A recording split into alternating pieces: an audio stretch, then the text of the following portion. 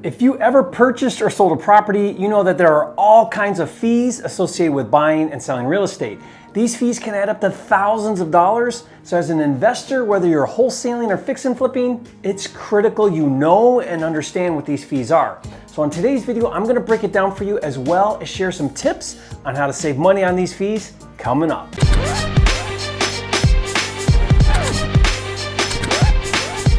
For a limited time, you can get a free copy of Jerry Norton's Quick Start Kit with everything you need to flip your first house in 30 days or less. Download it now at myquickstartkit.com. Hey, if you're new here to this channel, I'm Jerry Norton with FlippingMastery.com, and this channel is all about ways to help you make money wholesaling and flipping real estate so you can live your dream life.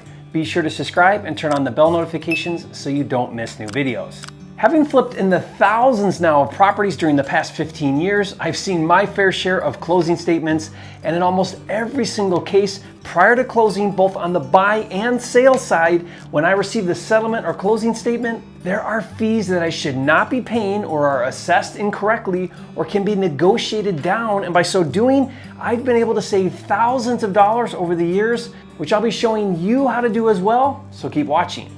But first, as I like to do on these videos, let me lay the groundwork first.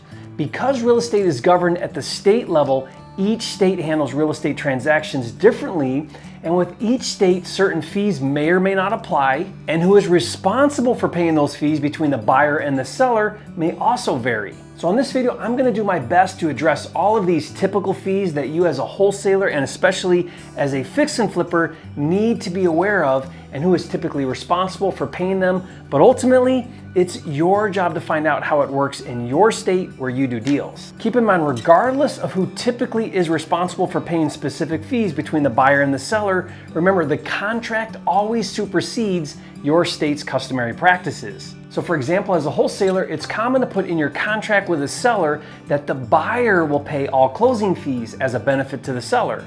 So in that example, because the contract states it, the seller would not have any closing fees and the buyer would pay them. Of course, as a wholesaler, if you're doing an assignment, those fees are passed on and paid by your cash buyer.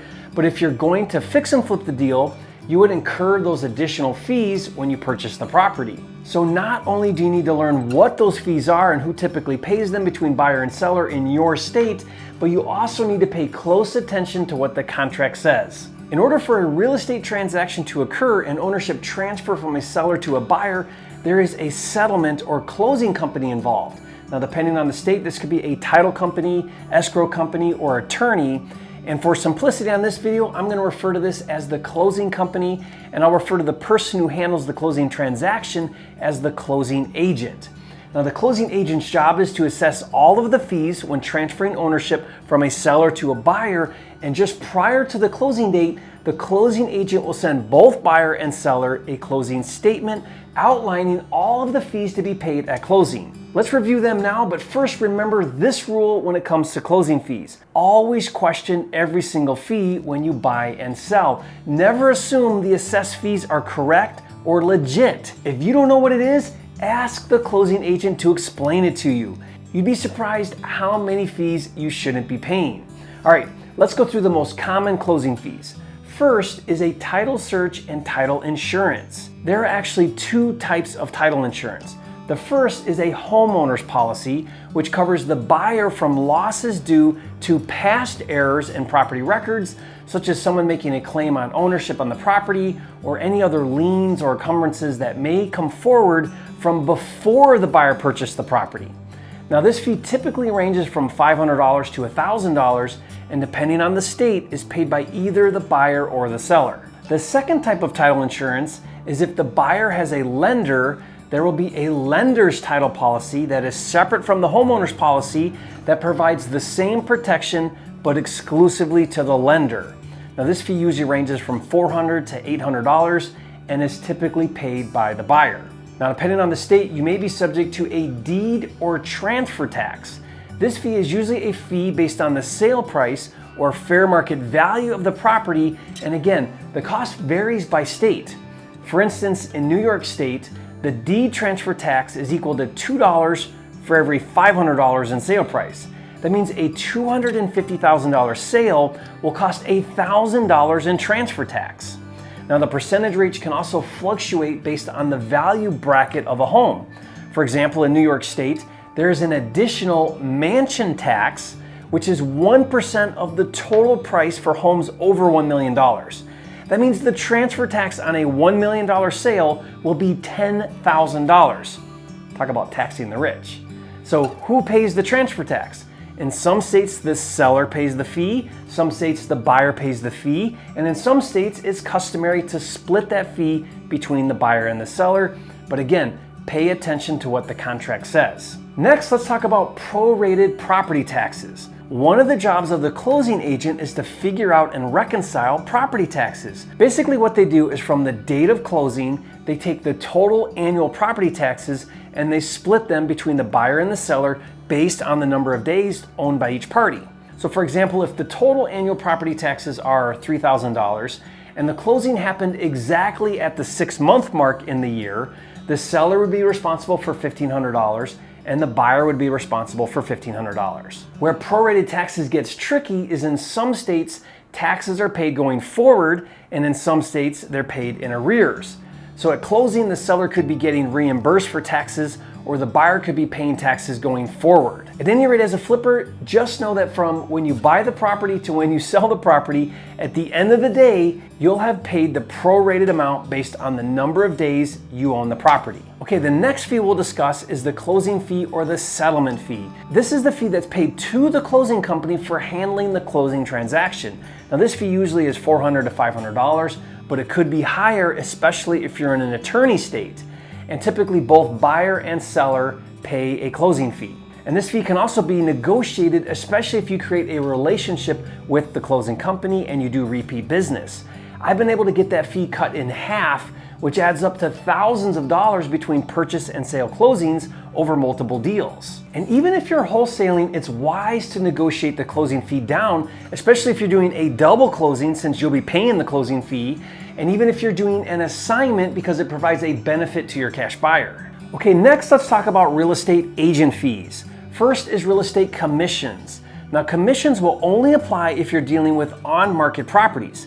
Typically the listing agent representing the seller gets 3% of the sale price, and the buyer's agent representing the buyer also gets 3%, and most people are confused about who pays the commissions. Almost always, unless otherwise stated, the seller pays the commissions, even the buyer's agent commissions. Now think about it this way. When a seller decides to sell his home on market, he agrees to pay a total of 6% to get his house sold, and the 6% is split between the listing agent and the buyer's agent. So even though the buyer's agent is helping the buyer find and buy a home, the seller pays those commissions. Okay, so how does this apply to you as a wholesaler and as a flipper? Well, on the buy side, it doesn't directly affect you because again, the seller pays the commissions, but indirectly it does affect you because when considering your offer price, the seller has to factor in paying 6% of sale price in commissions.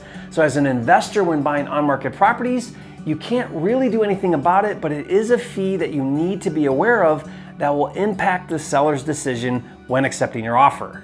By the way, most people don't realize you can get amazing deals on market. Now, I did an entire video dedicated on how to dominate on-market deals. I'll put a link to that video in the description box below, and you can watch it later.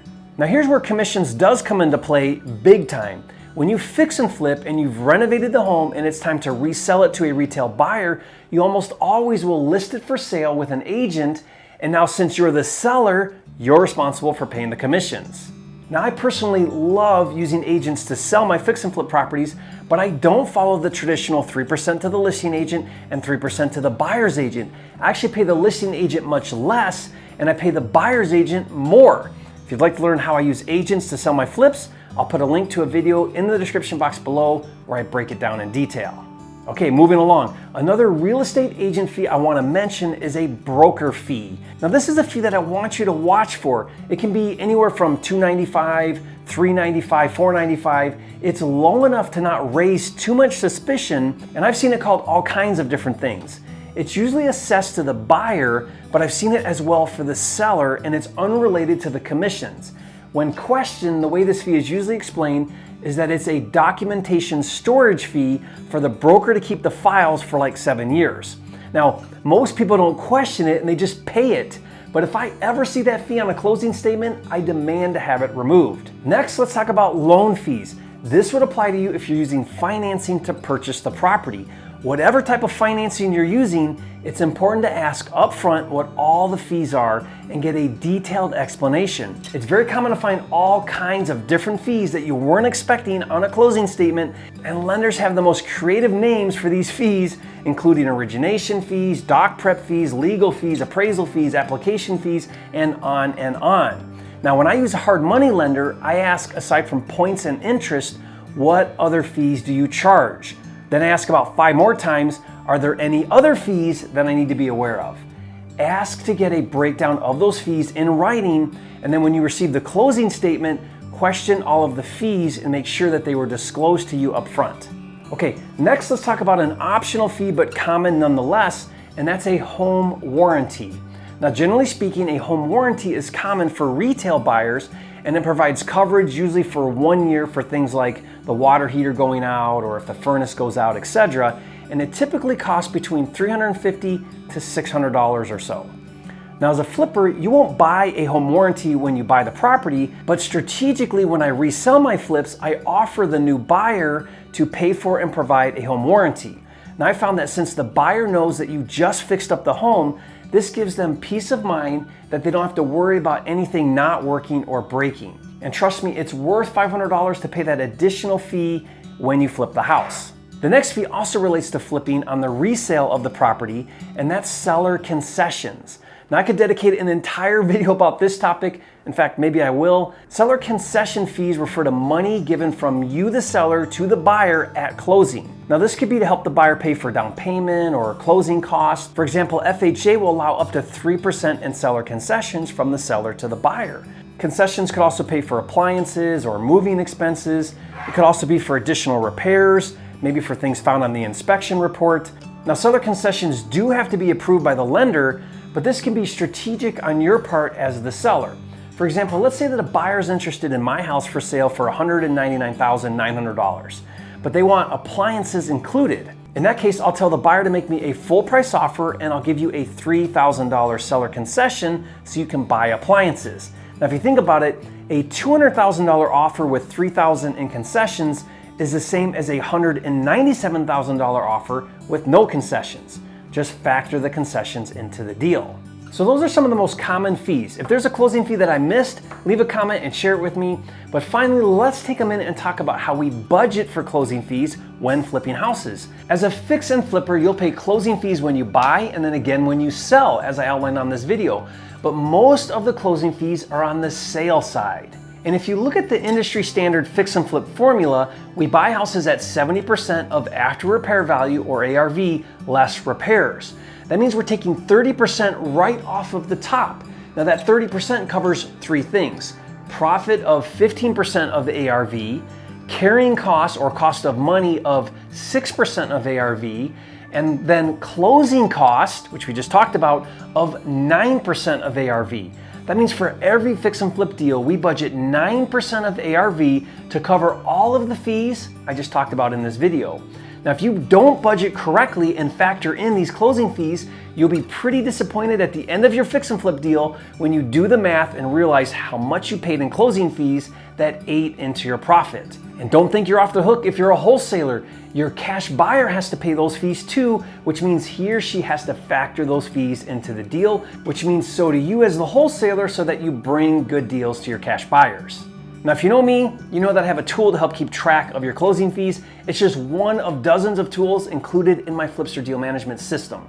Now, if you've never heard of FLIPSTER, it's a cloud-based house flipping deal management platform that not only helps you organize, streamline, and automate all of the steps to wholesaling and flipping houses, but it even helps you find and fund deals. It's really cool. To check it out and see it in action, just go to getflipster.com. And hey, thanks for joining me on this video. If you learned something new, show some love, hit that like button right now, and leave a comment. Share with me your biggest takeaway from this video. I'd love to hear from you, and if you haven't yet, be sure to subscribe to my channel. I'm dedicated to helping you make more money in less time wholesaling and flipping houses so you can live your dream life, and I'll see you on the next video.